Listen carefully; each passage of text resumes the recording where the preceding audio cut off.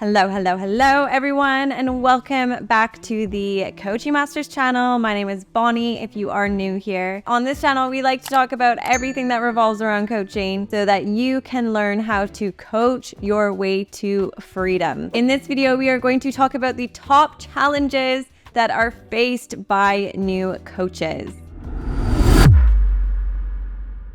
So let's dive in. Number one, building a client base. The first 5 clients are always the hardest. I find that once you get your first client, it is such a breath of fresh air. You're like, oh my gosh, okay, maybe I actually can do this, right? As soon as you get that first paying client, you start to believe that this could actually be your reality. But then you also need the consistency from there, because sometimes we can get that first client and then we can get a little bit complacent, or maybe that first client came to us a little bit easy and then we have stopped putting in the effort to make sure that we keep it up. So what is the best way to build yourself a client base? It is to put yourself out there. The number one thing that you guys need to be doing is putting yourself out there. You need to be telling people that you're a coach. You need to be talking about it. You need to be having conversations where you can go, oh yeah, hey guys, like I'm a coach. Share the fact that you're doing this. If you have a 9-to-5 or if you have another business, you are no longer your 9-to-5, okay? This is what you do. You are a coach. Every conversation, I want you to introduce yourself as a coach. You can talk about them, find out a little bit about them, and then when it comes back to you, this is your new identity. This is your coaching identity. I also want you to be posting about it on social media, guys. Social media is a platform that is so good for organic marketing, right? We are all pretty much on there. You have the whole world there. So you need to be getting out on social media and posting about the fact that this is what you're doing. So post it on your Facebook, post it on your LinkedIn, post it on your Instagram. Post it on your TikTok. Just post it anywhere and everywhere that you can. Now, people need to build up a relationship with you. They need to learn to know, like, and trust you. So once we've announced it, once we've told people about it, now we need to put out some content or have more conversations that revolve around this so that we can show that we know what we're talking about, so that we show that we are the expert in this field and that we are the person that can help them. We also don't want to make sure that we wait for everybody to come to us, because if we do that, then we can sometimes be waiting a while, right? We have no control if we are just waiting for everyone to come to us. So what we want to do instead is we want to be reaching out. We want to be starting those conversations. We want to be messaging people. We can do, DMs. We can do cold outreach as well with people that have no idea who we are and just get them into our network. But we can also be just interacting with the people that are already in our network because they already know us, hopefully like us, and, trust us more than just someone off the street that you've never spoken to before. So start engaging in conversations, put out stories, put out interactive stories and ask people questions, get them to do quizzes, just put out anything where you can get them to interact with you. And then the people that interact with you, the people that comment on your stories or like your posts, you can reach out to them and just start engaging them in conversation. And if you can do that, then maybe you can get them on a discovery call. And if you get them on a discovery call, then you have the chance of closing your first client. The more we put ourselves out there, the more conversations we have, the more content we put out, the more that we're reaching out to people, the more likely we are to really start to build up that client base. We can also start to run free challenges that people can get involved in. It's just you want to start doing anything and everything to get people in your network, because the more people in your network, the more that they're seeing your stuff, the more that they are realizing that you are the person that can help them. The second challenge that new coaches can sometimes experience is establishing credibility. So again, here we need to position ourselves as the expert. We are the person that can help them. So how can we do this? We do this through content. We do this through posting information. We do this through posting our story. We do this through posting people that we are able to help or have help or anything like that. This is where I want you to think, what is something that you are really knowledgeable about? What is something that you have either been through yourself or have learned a lot about or really passionate about? Because I bet there's something. I want this to be something that you feel like you could just talk about for hours to anyone. You're really interested in it. You've got all of this knowledge and it may not come to you right away. You may just go, oh, I don't have any knowledge or I don't have any skills. And I always find that that's not true.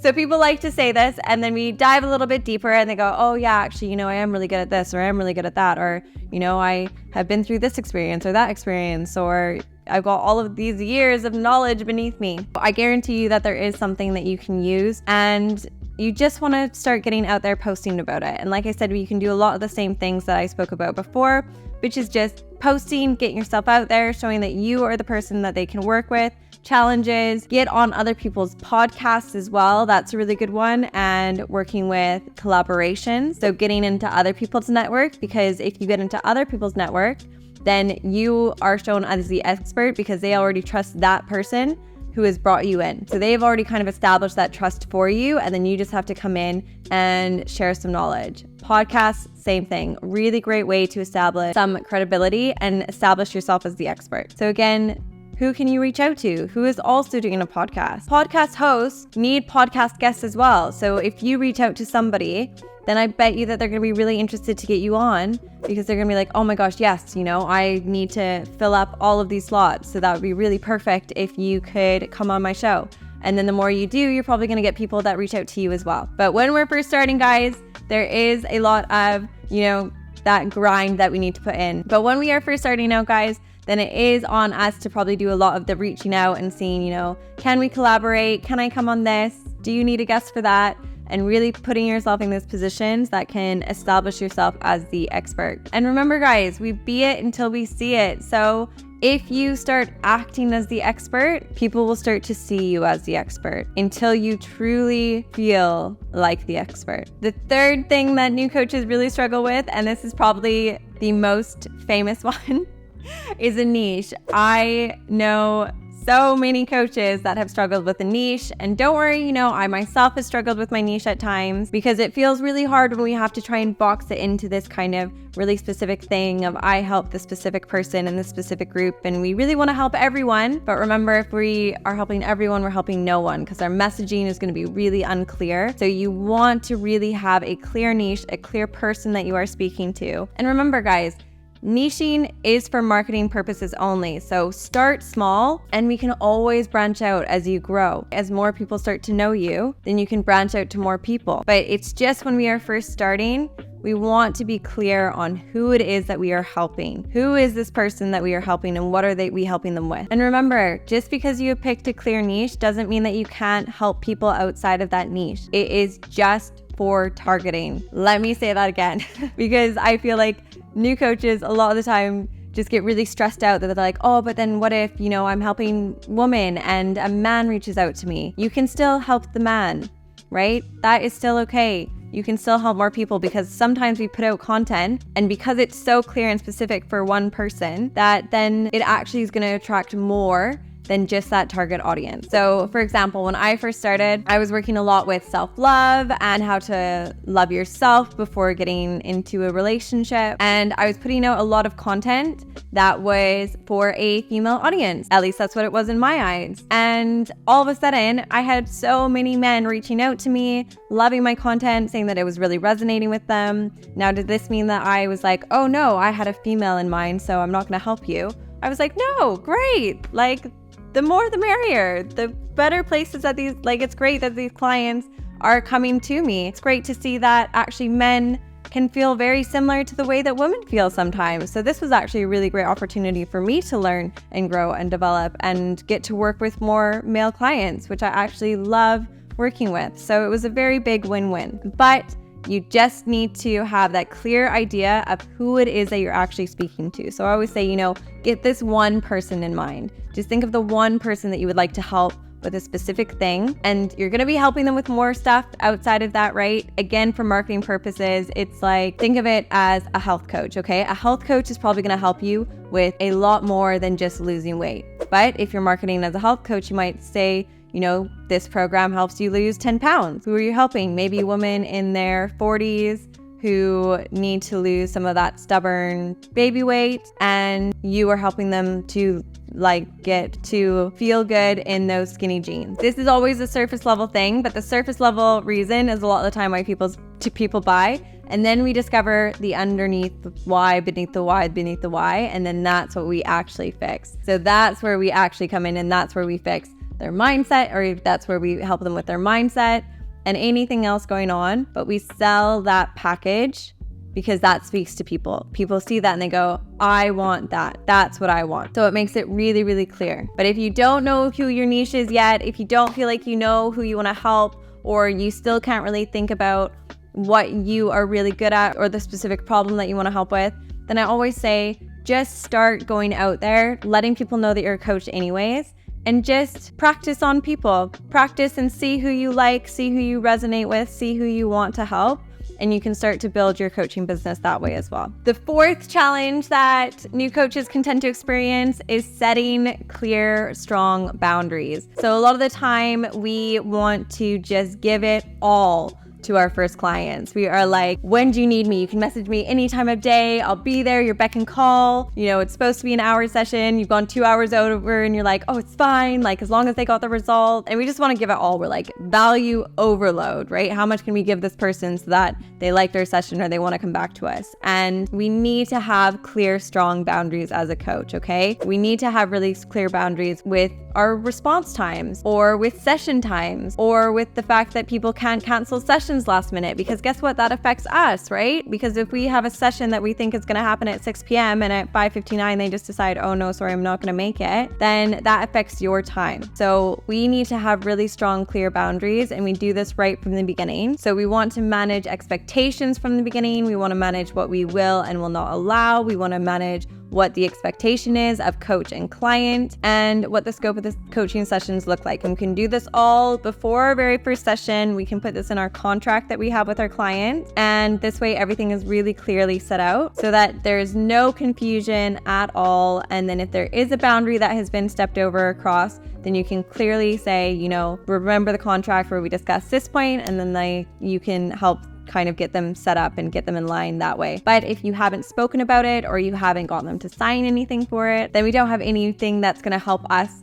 with our case. We want to make sure that we do this at the beginning. And remember guys, by us having strong boundaries with our clients, we are teaching them how to uphold strong boundaries in their own lives as well. So we can be that mirror for them. So again, it's a really positive thing. The fifth thing that new coaches can sometimes struggle with is balancing passion and business. A lot of us, we have all the passion in the world, don't we? We're like, yes, I'm here to change lives. I'm here to help others. I'm here to make a difference in the world. And we have all of that going for us, but we don't have the business knowledge. We don't know what it takes to actually run a business. So we want to make sure that we are doing the kind of boring admin things, the kind of boring things that need to get done in business, especially at the beginning, whether it is reaching out to 10 new people a day, starting 10 new conversations, putting out content, whatever it is that we are doing, so that we can be seen, we are participating in the admin side of it, so that everything is taken care of, from marketing, admin, financial, content, all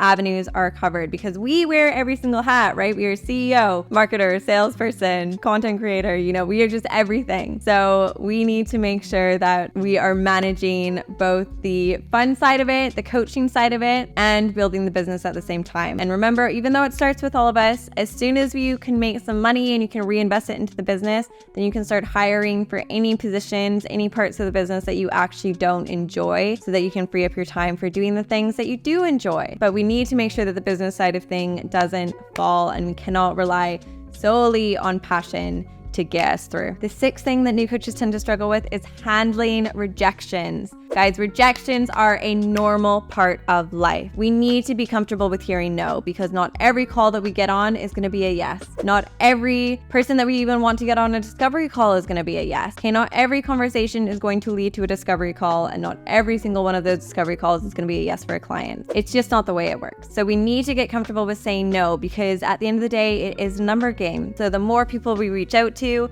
the more people that are going to get on calls, the more people that get on calls, the more people that are going to say yeses. But if we hear a no, it is completely okay. It has nothing to do with the fact that we are a bad coach or a bad person, or that nobody likes us, or that we aren't good enough. It can be for so many other reasons. And remember, those reasons are personal to the other person. Maybe it genuinely isn't the right time in this person's life, okay? Maybe they really, really liked you, but coaching just isn't a priority for them right now. If we hear a no, at the end of the day, it is okay. It is not the end of the world. We take those no's and we just keep on going. We keep on pushing through until we get that yes. Just keep developing that resilience and get comfortable with hearing the word no. And you can turn it into a fun game. Like, instead of being really stressed about hearing the word no, turn it into a challenge of like, I win when I get 100 no's. So I need to get on 100 phone calls and I want to get 100 no's, and I guarantee you're not going to get to the 100th one before hearing a yes. But you can turn it into a fun challenge so that, you get excited about the no's instead of letting it just be really disheartening, because a lot of new coaches can sometimes just let the no really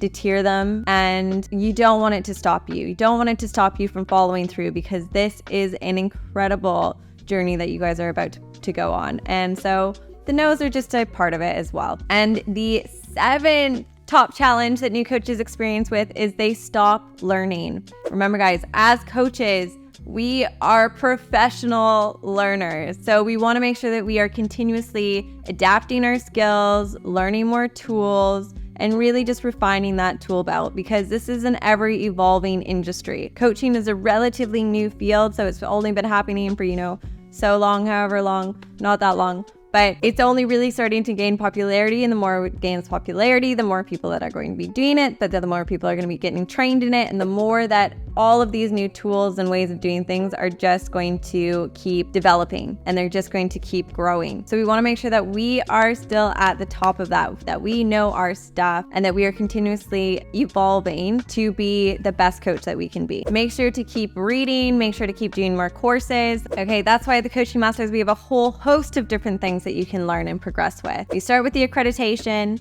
but then we teach you NLP, you've got holistics, you've got how to build courses, you've got business, so that you can really expand and keep growing. And you have all of these different tools and resources available so that you can really develop into the coach that you were really born to be. Let me know in the comments, guys, if you are struggling with any of these obstacles yourself, if you are a new coach. Thank you guys so much for joining me. It has been an absolute pleasure being with you today. I know that you can sit and watch any video and you have sat through this one. So thank you so much. And make sure to hit the like button if you did enjoy.